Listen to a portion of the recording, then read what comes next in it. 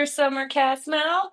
Yay. Well, welcome back, everybody, to the last Lady Leader webinar of 2024, which is hard to believe. I'm sure everybody's feeling the same way we were just saying before jumping on, Ashley, which is like, where did the year go? And kind of this mad dash, mad sprint here to the end. So hopefully this little end of the year wrap up, my goal for it is, yes, we're going to take a quick peek back at what we talked about, but I think that most offices right now, most doctors, they're going to have some time off here as the new year starts. And it's always a good time to reassess, what went really well in our years and really kind of look at potential opportunities. And I always say, whether it be to doctors, my leaders, like, what's the one thing? If you can only do one thing, what's the one thing that's going to make the biggest difference that potentially you haven't been working on, but if you do work on that one thing, you're going to make everything else either easier or potentially even negate having to do certain things because of working on it. And that really is the whole precipice of that book, The One Thing, which a lot of people have read, but it's actually a useful tool. So I tell people, as you're going into goal setting for 2025 with your offices, don't forget to add in your families or spouse, what you love to do outside of the offices, really establishing kind of some really healthy self-care type things along with those goals for your office and things like that. And the reason I say all that is so much of what we did this year as far as webinars will be conducive to potentially helping people who are looking to set their goals for 2025. So, or potentially avoid pitfalls, I should say too. Two things can be true. Yeah, both can be true. So, where I want to start with is January. We had kind of that same feeling last year that, for a lot of offices, it might be time to just reset the standards. And that was just discussing, what does optimal care look like in your offices? So if part of your goals for 2025 are resetting that standards, that's a really good one. And how do we set them? We give examples of what they can look like and samples of how to create them according to what skill sets you have. So I think that's a great place to start if you're looking to reset the standards. Anything there, Ash, that you want to? When we planned out the webinars for 2024, we started there for a reason. Like that, it was set such a foundation, and we went back to in 80% of the other webinars. So, we're bringing this up to start because that's also how we started 2024. And if you don't have your, your optimal care standards in place, like such a great foundation to start, because like you just mentioned, it could clean up so many things if we have this foundation in place. So there was a reason we started with it in January. There's a reason we're starting this webinar now, and why we're recommending it might be a good place for you to start if you haven't done it yet. Yes, absolutely. So if you haven't listened, all of these are archived. Everybody can go back and listen to all of these. And Ashley, I'm sure we'll have information linked to it to see where to go, but start there if you're just not quite sure where to start. In February of this year, another topic that was really helpful for people was diving into the numbers that matter the most and numbers that offices are often missing. And Jake, you and myself, we dug into a ton of numbers in hygiene to look for, doctor's exams, what really the attrition number means, what to do with that attrition number, and just little numbers that you can tweak, of course, in overhead and things like that. But overall in the practice that can have huge impact. Some of them are really low-hanging fruit too, just little tweaks that could help. But if you're thinking through that maybe you just need help with cleaning up a dashboard you may keep, or what numbers do you want to focus on in 2025, that might be a helpful webinar to give people ideas of numbers that can have a big impact. Anything else there, Ashley? No, I think that webinar did a really good job. And you're right. If you're inside of Dental Success Network, I'm going to link where you can find all of these on the replay. And if you are completely overwhelmed with where to start, because I know many dentists who just are like, I don't look at my numbers. I don't look at my P&Ls, I'll just outproduce it. Not to tell stories, but that may have been Dr. Summer Casmel when I met her long, long, long ago. Correct. And I had, um, if you were that doctor who's even been in practice for several years and you're going, I don't know my numbers, that was also me. yep. But I mean, that's you have to start somewhere. And so I think this webinar is a really great place where you guys kind of dial help focus on some key things to get started with so you're not overwhelmed by it all. Like start with this 45-minute hour or yeah, 45-minute webinar to at least, start to chip away at that what can be a little bit overwhelming of a project. Yeah, absolutely. And we always link resources in all of our webinars. So people who are wanting to, they love what they heard, but they just need a little more information. We always have resources in those webinars as well. And then in March, we started to discuss with Kelly Dove maximizing CEO time, really structuring what efficient CEO or admin time looks like. How do we start to master delegation? When do you delegate? How do you delegate? And then cultivating a practice culture that aligns with those goals that you set in that CEO time. And, anybody who hangs out long enough with me will know that I'll probably discuss like that was really a pinnacle kind of keystone thing for me to where I could escape the chair. Now, everybody knows I had to escape the chair, but ideally utilizing that time well prior to some sort of event forcing you out of the chair, using it correctly and well and efficiently can change everything about your practice. And it really just buys you your freedom over time, which seems strange. And I tell people that taking time to make time just feels wrong. It's kind of like you said, Cancun and Thanksgiving just seems weird, but it's kind of that Exactly. same feeling of like, I can't believe I'm dedicating time in the middle of my week to just do deep work when it feels like I should be producing. And so we dive in with Kelly, who, she has a really cool, successful niche practice in Missouri, and she's just made it such by utilizing her time and her CEO time so well.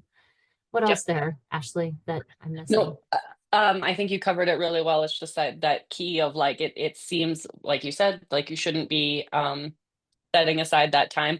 Or the other key too are people who are trying to make CEO time and staying in the office. Like you have to kind of remove yourself. So you will force yourself to be in a different area to work on these things. Sometimes it's a coffee shop, sometimes it's at home, sometimes it's a library. It's sometimes away from the office, or really setting those boundaries with your team if you do have to be in your office. Like this is what I have to work on. And trust me when I tell you, like this is, it's for the greater good. Yep, absolutely. Well, and your team will feel the effects of the greater good when you're in there. And so we even talk about that in the office, out of the office, times of day to structure it. We even go into, is it stuff you should be doing at all? That's that delegation piece of using admin assistance, which Ashley, as everybody knows, can help you find. But utilizing the people around you, well, just so that you're not filling your CEO time with low level tasks also.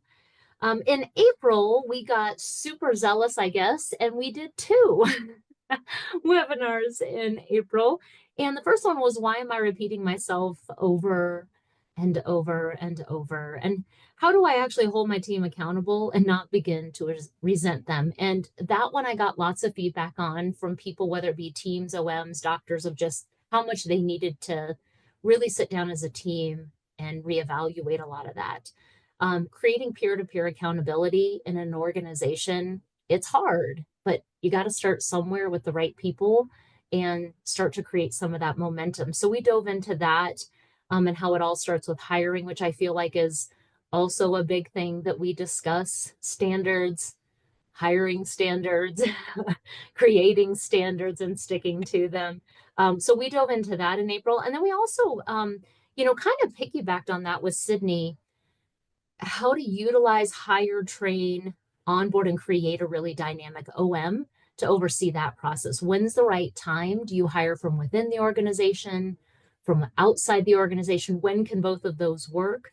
And we talked about, how do you grow them to start being able to make decisions for the office, to start buying your time freedom, doctors, as owners, how do you get that time freedom back? And it is appropriate delegation and peer-to-peer accountability and great OM. So in April, we dove into that pretty heavily. What else, Ashley? So one of my favorite takeaways that, like you said, those kind of piggybacked off of each other really well. And one of my favorite takeaways from that month was about creating an environment that allows for mistakes. Mm, Um, that was just something that stood out to me very, uh, mm, it just stood out to me, because it is like if people are too afraid to fail, mm. that's when you're going to have to repeat yourself constantly, or you're not setting up that culture for success. And I literally outlined and like highlighted that from that month, because I was like, Mm. yes, you have to be able to create a culture for your team to make mistakes. And of course you're not, the same mistakes over and over is one thing, but they have to be allowed to fail a little bit. Otherwise they're never going to learn or gain confidence. So that was just a big takeaway from that month for me. Absolutely. Absolutely. And I'm glad you stressed that because it is so true. And we do dive into, creating that culture that can be supportive and creative because they feel safe enough to do both. They feel the support, but they feel like they can be creative and try things without the fear of a failure, really being something difficult to come back from. And I've worked in those environments where you were on tippy toes all the time and you're just on eggshells because you were so scared. And I know I couldn't give my best work because I didn't feel supported, so I couldn't feel creative. And I think creating that in our office, our offices is just something that I have found gives that time freedom back in ways that you'll never even recognize if you don't create that sort of an, environment. Totally. So that was April. And then in June, because we kind of skipped May, went to June, we discussed, and it was kind of an interesting topic. It was, is it possible to have a remote team that still provides high customer service? And we definitely got into the nitty gritty of the pros and cons around creating positions that could be more remote. And that includes, people taking calls, that includes hygiene and treatment reactivation, that includes a lot of online services, online, billing services, and even a remote billing team. And now, to add to that, I just got off the phone with an AI company. And I think there's going to be huge advancements in dental offices. I don't know how it's not going to Mhm. happen. And I don't feel like I'm qualified to speak tons on that, but be on the lookout in 2025. There's some incredible dental AI companies coming out now that will allow our teams to take some of those really redundant, consistent black and white tasks and move them to something more like AI so that it can free them up for patient specific tasks. So I think that was a really fun one.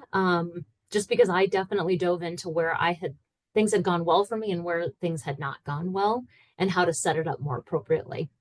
Yeah, and you had to it was kind of like as you left dentistry, right? It's kind of a similar situation. You had to figure out more of a virtual team because of your location, because of the pool of hiring. You were like, well, what are our options? And yeah, I love the topics that you share on how you're utilizing your virtual team to manage so many different things. Yeah. Yeah. I know. I always joke I have about as many people who work for us outside the organization walls as inside the organization walls. It's pretty Totally. funny. But they're still all team members for sure. So. Yep. All right. And then in July, we discussed, and this is such a hot topic. I'm actually going to be discussing more about it in at the mastermind, next mastermind in January. But it's really, when to bring on an associate. How do I know if it's time? When is the office ready based on numbers, overhead, culture of the practice, capacity of the practice? So we dove into a lot of numbers based um, decision making type tools so that people could actually see in more of a black and white, format. Am I ready for an associate? Now, some of it was that soft skills of like, is your culture ready? Things like that, capacity wise, are you ready? But I think that was a good one for people who are debating, am I ready to bring on an associate? And I'm thinking that was the one we may have done with Mark, I think, when I was Yeah. in Las Yep. Vegas. Yep. We had Mark on that one. Yeah, so I think that was just a nice dive into that for sure. Anything else though there that you can think about? I mean, that was another really great example of like one of the foundations being that optimal care standards again, right? Like, because as you're talking about where we see, and when I worked, directly in dental offices and directly in hiring for Mark's practices, that was, in the, again, early days before DSI. One of the pitfalls is bringing on an associate and not calibrating them, clinically, not calibrating everyone across the board as far as what, gets diagnosed as what. And that just goes back to that January webinar of setting those optimal care standards, and that was just why that was so important. Yeah, for sure. Well, and I think it can be such a daunting thing too for doctors is should I, shouldn't I? Is it going to compromise my standards? What if they don't live up to my standards? And so they get so petrified to do anything. So I think, combining everything that you just said and really helping doctors feel okay to embrace the fear that they may be having and just combat it, think about it, give them numbers, and then go ahead and just make a decision, And you really, the thing I've always loved about you is you're like, put the ad out, see what shows up. You don't have to do anything. Yeah, just start fishing. Like, you can throw the fish back if you don't like the fish. Yeah. And I love that because I couldn't agree more. I think that's such a great point for sure. Yeah. In August, we started to dive into team bonuses with Addison and Jake. And, I think what we did is we reviewed over all the thousands of offices we've all seen, bonuses that work, bonuses that we've seen maybe sometimes don't work as well, things to think about before setting them up, things we wish we would have thought about before we set them up. And even, maybe what we used to do 5-7 years ago, does it still work now? And so I think it's a really pragmatic approach because it's not saying don't do it or yes, do it. It's saying here's all the things to think about before you do it. And is it going to be something that's sustainable, that you can do for all, that we're not setting up for resentment on either side, that's simple, that your team can understand easily? And we walked through like, what are some of the things that we've seen end up happening with offices when they don't set these up correctly? And I thought, like, I really loved what Addison and Jake had to contribute there too, because I think it's all helpful for doctors before they decide to just quickly, because I am a, jump and then build the parachute later kind of person. So I know these are all the things I wish I would have known before I ever did anything. Right. This is one of those, like, learn from these examples, right? So we've gone through decades now of watching different bonus system, different types of bonus systems in different ways. I think, the two biggest things are use the webinar with Jake and the numbers that we had in February. Are you, do you actually, is the bonus system the right step for you here? And then two, the make it simple. Like, you can go back to the webinar and see those exact examples. But yeah, those are the two biggest takeaways for me. It's like, don't implement this unless you are financially truly ready and understand what that looks like, and make it simple. Those are, my two biggest things from those ones. Yeah, I learned the hard way for sure on that one as well, because I made mine way overly complex and it got people frustrated. And I've done per position type bonuses, I've done team bonuses, I've done all sorts of things too. And yeah, if they're not simple, usually if I had a hard time gathering the information to deploy it, then the team really didn't know how they actually could hit it. In September, we dove into, and I love this one, a lot of team training resources. And we talked about FOA and how to utilize its resources, where to find different platforms to utilize within your office to help train people from scratch or people with very little dental experience, and some of the training protocols to use. And then when to actually send them potentially to Sydney's OM course. When are we ready to actually do that? So we dove into that because team training right now is kind of a tough thing. I know still for a lot of offices, hiring is still tough in different parts, or they're having turnover because they just can't hire the right people. So we definitely dive more into how do we hire people with little or no experience? How do we put them through training programs? How do we help to onboard them into a culture that is supportive of that new person? That's something I have a huge heart for is, we work so hard to get these new people to come into our offices, and we want to ensure whatever culture they're going to walk into is, gosh, kind. And I always say maximum hospitality. They feel welcomed. They don't walk in and people say, are you here for an appointment? And our front office says, are you here what are you here for? And the person saying, I'm starting my first day. Yeah. Yeah. I hate when people don't come into an office and feel really like they're welcomed within that culture. And I've been on Totally. both sides. I've worked on dental teams, and I've been the doctor, and I've been the owner, and I've been an associate.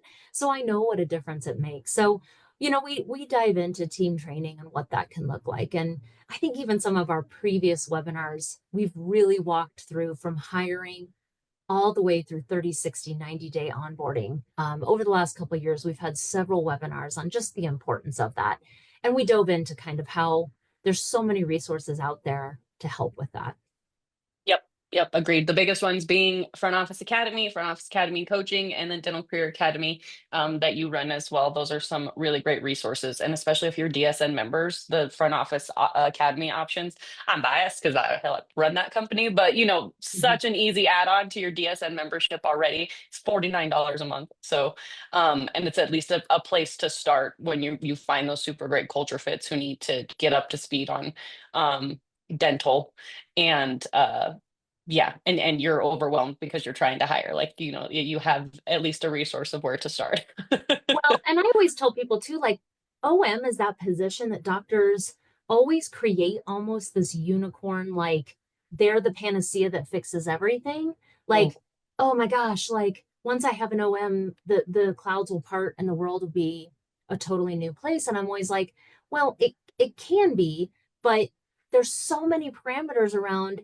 growing, delegating, training up an OM. So sometimes when you have that right person, I do think resources like being able to send them to those workshops or having them be able to really work with Sydney. I think Sydney, Caitlin, like I always tell doctors, you need support in how to bring them up to the level of expectation you're having in your mind. We totally. sometimes can see it in our heads, but they can help translate that to those OMs, I think. Yep, agreed. And then in October, we did hygiene from the front lines, and hygiene from the front lines now is a real tough one, I find, because I think, yeah, I think that a lot of people, I just got a couple texts within the last week of just hygiene related concerns and still having a hard time. And I brought in my own hygienist who they really discussed what they're seeing hygiene from the front lines. Really, what are some of the truths? What are some of maybe the embellishments? Really discussing like great hygienists, what are they looking for? Mhm. What do they want as far as support and resources? What are they struggling with when it comes to patient acceptance of care? Even things like fluoride.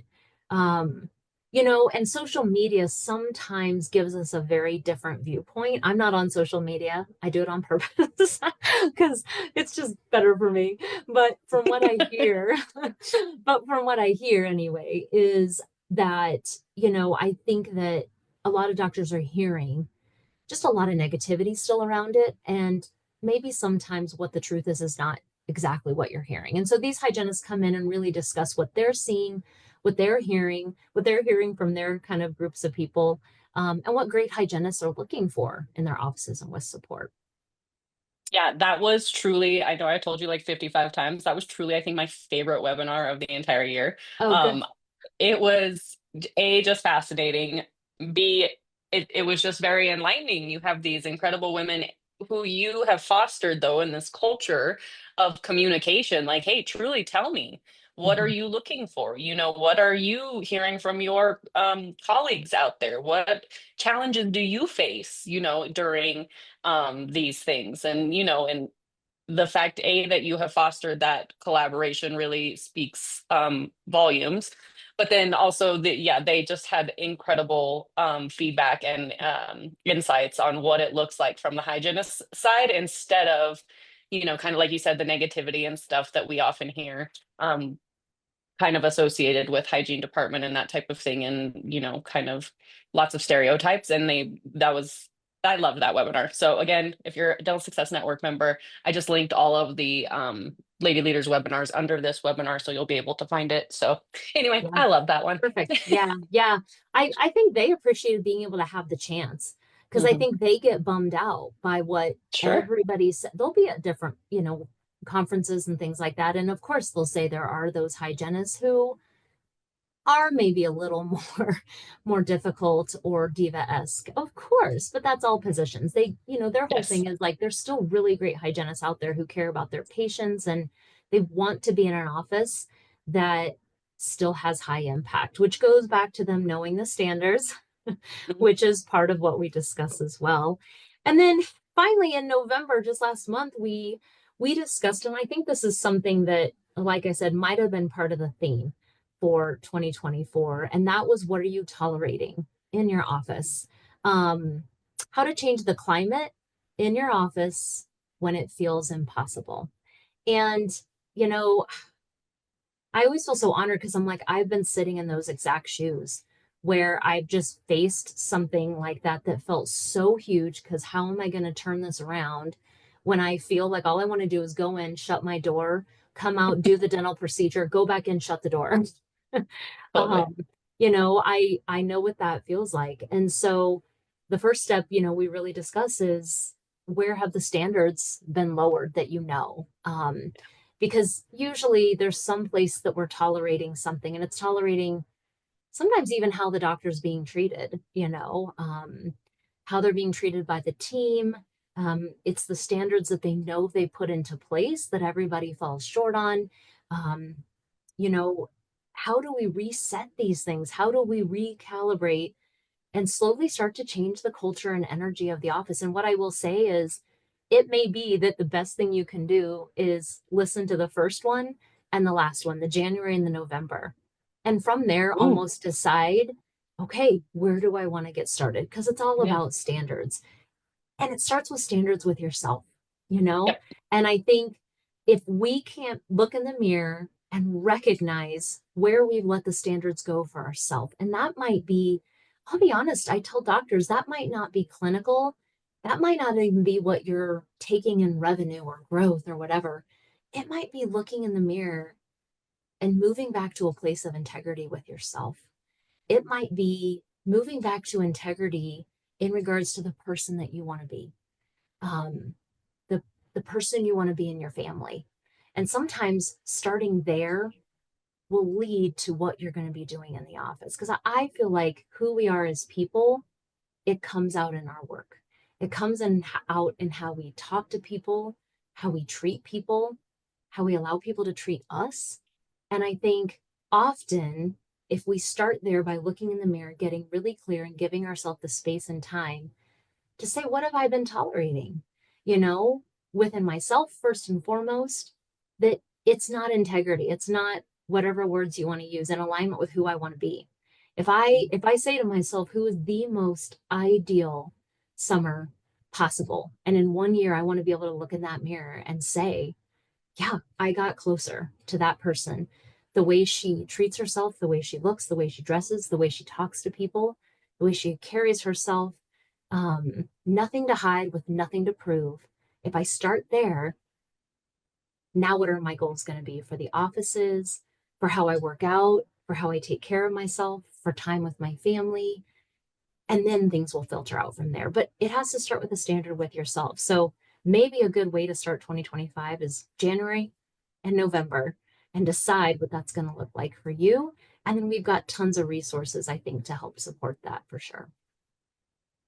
That just gave me like some chills. I think that like what a perfect way I feel Oh, like to kind of wrap that's exactly right. That one of Mark's required reading for his coaching program is extreme ownership, which is very hardcore for sure. But I mean, at the roots, it's essentially what you're saying, it's about that integrity and taking accountability over everything that's happening around you. And yes, that was beautifully said.